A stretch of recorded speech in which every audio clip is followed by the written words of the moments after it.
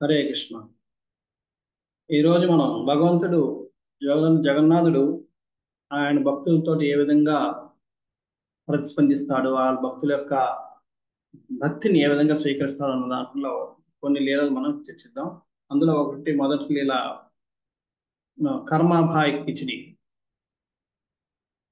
జగన్నాథుడికి రోజు కూడా కర్మాభాయ్ కిచిడి అని చెప్పి ఒక రకమైన కిచిడిని ఆ ఆయనకి అర్పిస్తుంటారు. అది ఎలా వచ్చింది అన్నదానికి ఒక లీల కూడా ఉంది. కర్మాబాయ్ అని చెప్పి ఒక భక్తురాలు ఉండేది. ఆమె మహారాష్ట్ర పండర్పూర్. ఆమె జగన్నాథ స్వామి యొక్క భక్తురాలు. అయితే ఎప్పుడు జగన్నాథుని పూజిస్తూ ఉండేది. ఆయనకు ఒక గురువు ఉన్నారు. ఆయన పేరు ఇంద్రవర్మ. ఆయన ఈమెకి ఎప్పుడు అంటే ఎంకరేజ్ చేస్తుండేవాడు, నువ్వు భక్తి చెయ్యి అంటే జగన్నాథ్ పూజించు అని చెప్పి. వాళ్ళిద్దరూ అది చేసుకుంటూ ఒకరోజు ఇద్దరు ఆ గురువు గారి ప్రేరణ వల్ల, ఇంద్రవర్మ ప్రేరణ వల్ల కర్మాబాయి ఇంద్రవర్మ ఇద్దరు కూడా జగన్నాథ్పురి వెళ్ళి జగన్నాథ్ దర్శించుకోవాలని చెప్పి నిర్ణయించుకున్నారు. ఆ నిర్ణయం ప్రకారం ఇద్దరు జగన్నాథ్పురికి వచ్చారు. జగన్నాథ్పురికి వచ్చిన తర్వాత జగన్నాథ్పురికి ఎంత నచ్చేసిందంటే ఇద్దరు అక్కడ ఉండాలని నిర్ణయించుకున్నారు జీవితాంతం. అంచేత అక్కడే ఉంటూ ఆమె ఇంట్లో వచ్చిన డీటీస్కి రోజు ఆమె భోగం పెడుతూ రోజు తన యథావిధంగా భగవంతుని అక్కడ ఇంట్లో పూజ చేసుకుంటుంది. తర్వాత అక్కడికి వెళ్ళి జగన్నాథం దర్శనం చేసుకున్నది. ఆ విధంగా కాలం గడుపుతుంది. ఒకసారి ఆమె కిచిడీ చేయాలని నిర్ణయించుకుంది. అందుకని కిచిడీ చేయాలని నిర్ణయించుకుని ఎంతో శ్రద్ధతో కూరగాయలు తెచ్చింది, రైస్ తెచ్చింది, దాల్ తెచ్చింది, అన్ని తెచ్చి మసాలాలు అన్ని తెచ్చి ఎంతో ప్రేమతో ఉండి ఎంతో ప్రేమగా ఎంతో భక్తిపూర్వకంగా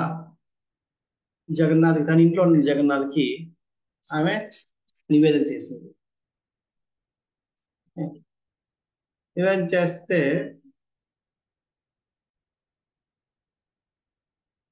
అది ఆ కిచిడి రోజు వండుతూ పెడుతుండేది. తర్వాత ఆమెకి సంభవం అంటే ఎందుకనో మరి అదే చేయాలనిపించింది. రోజు అదే చేసి ఎంతో భక్తిపూర్వకంగా ఆమె వండుతూ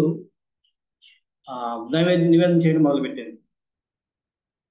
పెడితే ఇంకా జగన్నాథ స్వామికి అంటే ఇంట్లో జగన్నాథ్ పెడుతున్నా సరే ఇక్కడ జగన్నాథ్ స్వీకరణ మొదలుపెట్టాడు. వెంటనే ఆయనకి తినాలనిపించింది. అందుకని వెంటనే అప్పుడు పూరి రాజన్న నిపా కిషోరి అనే ఆయన పేరు. ఆయన కల్లాకి వచ్చి జగన్నాథ్ చెప్పాడు, ఇలాగ కర్మాబాయ్ అని చెప్పి ఒక నా భక్తురాలు ఉంది.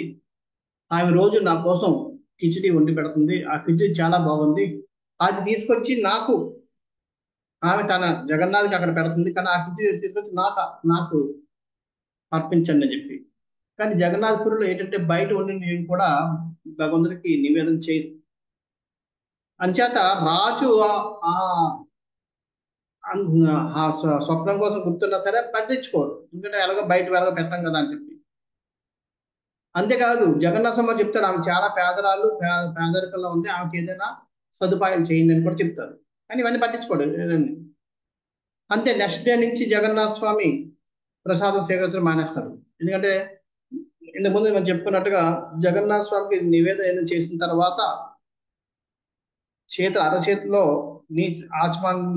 ఆచమనంతో నీళ్ళు పెట్టి ఆ నీళ్ళల్లో జగన్నాథుడు యొక్క ప్రతిబింబాన్ని చూస్తారు. ప్రతిబింబాన్ని ఆ ప్రతిబింబం కనబడితే జగన్నాథుడు ఆ చేసిన నివేదన స్వీకరించినట్లు లేకపోతే స్వీకరించినట్లు. అలా చూస్తే ప్రతిబింబం కనబడటం లేదు అంటే భగవంతుడు స్వీకరించడం లేదు. మళ్ళీ అప్పుడు అలా స్వీకరించకపోతే ఆ ప్రసాదాన్ని మొత్తం వదిలి మళ్ళీ వండుతారు. మళ్ళీ చేశారు. అలా చేస్తున్నారు. అంటే అయినా సరే రెండోసారి స్వీకరించారు, మూడోసారి స్వీకరించడం మానేశారు. అలా వారం రోజులు అయిపోయింది, స్వీకరించడమే లేదు. ఇక పాండాలకు ఏం చేయాలో అర్థం అవక వాళ్ళు రాజు దగ్గరికి వెళ్ళి రాజువారికి నివేదన చేసుకున్నారు. స్వామి రాజా, మన మహాప్రభు అయిన జగన్నాథ స్వామి భోగం వారం రోజులు నేను స్వీకరించడం లేదు, కారణం ఏంటో నాకు తెలియడం లేదు అని చెప్పి. ఎప్పటి నుంచి అయింది అంటాడు. అంటే పలానా ఇలాగా ఇప్పుడు వారం రోజులు అయింది అంటాడు. అనగానే ఆయన గుర్తొస్తుంది, అరే ఆ రోజు ముందు రోజు రాత్రే నాకు కల్లా వచ్చాడు, కల్లా వచ్చి చెప్పాడు. అరే నేను అపరాధం చేసిన చెప్పి వెంటనే పరిగెట్టుకు వెళ్ళి జగన్నాథ స్వామి కాళ్ళకు వెళ్ళి నమస్కారం చేసే తప్పేది ఇప్పుడే నేను చెప్పింది చేస్తానని చెప్పి ఈ కర్మాబాయి ఎవరో చూడని చెప్పి మొత్తం పంపించి వెతుకుతాడు. వెతికి వెంటనే కర్మాబాయి దగ్గరికి వెళ్తారు. రాజు, హెడ్ పుజారి, బడా పాండ వీళ్ళిద్దరు వెళ్ళి వెళ్ళగానే వాళ్ళిద్దరూ తన ఇంటికి రావడం చూసి ఆ కర్మాబాయి ఇది మీరు అంటే రావడం ఏంటని చెప్పి ఆమె నమస్కారం లేదు, మీరు నమస్కారం చేయాలని చెప్పి ఈయన నమస్కారం చేస్తున్నారు. చేసి ఆమె కోసం ఎన్నో వస్తువులు అన్ని అంటే ఎన్ని వస్తువులు ఏవో పేదరికంలో ఉంది కాబట్టి వసతులు చేయనని చెప్పింది కాబట్టి చెప్పాడు కాబట్టి జగన్నాథ స్వామి ఎన్నో పట్టుకెళ్తే ఇవన్నీ నాకెందుకు ఇవన్నీ అంటే లేదు లేదు లేదు మీరు జగన్నాథ స్వామి చెప్పాడు అంటాడు. జగన్నాథ స్వామి చెప్పాడా, ఏం చెప్పాడు అంటాడు. చెప్తే నీకు కిచిడి కావాలన్నాడు, కిచిడితో పాటు నీకు వసతులు చేయమన్నాడు. మరి నాకు కిచిడి పెట్టకుండా మీ వసతులు ఇస్తే నేనేం స్వీకరిస్తాను, ముందు నాకు కిచిడి రాజభోగంలో పెట్టండి, ఆయన పెట్టే బంగారు ప్లేట్లో నాకు కిచిడి వెళ్ళాలి, అది వెళ్ళాక అప్పుడు నేను స్వీకరిస్తాను అంటాడు. అంటది ఆమె కర్మాబాయి. దాని పాండాలు అంటారు బయట బయట నేను ప్రసాదం ఏదైనా బాగా జగన్నాథునికి లోపలికి తీసుకురావు కాబట్టి ఇది కుదరదు అని చెప్తాడు.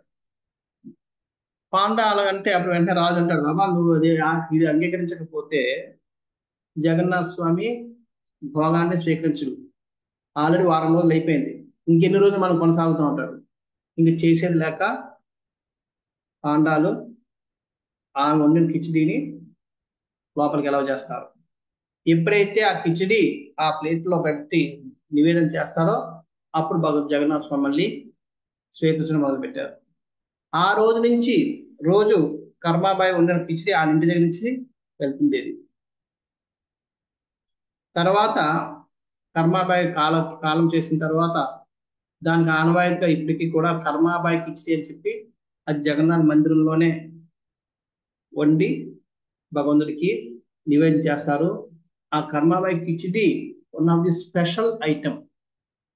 ఎప్పుడైనా మీరు ఆనంద్ బజార్కి వెళ్తే కర్మాబాయి కిచిడి అని చెప్పి అడగండి, చాలా టేస్టీగా ఉంటుంది. అది స్పెషల్ ఐటమ్ గా మారిపోయింది. జగన్నాథుడు తన భక్తుల యొక్క భక్తిని స్వీకరిస్తాడు. ఆ భక్తిని స్వీకరించడానికి ఆయన భక్తుల యొక్క భక్తి భావాన్ని ఏ విధంగా అంటే ఒకే లీల ద్వారా ఒక ప్రత్యేకతని వాళ్ళకి ప్రసాదిస్తాడు. అంచేత ఒక కొత్త ఐటెం మొదలైపోయింది ఆ భక్తుల యొక్క భక్తి కారణంగా. జగన్నాథ స్వామికి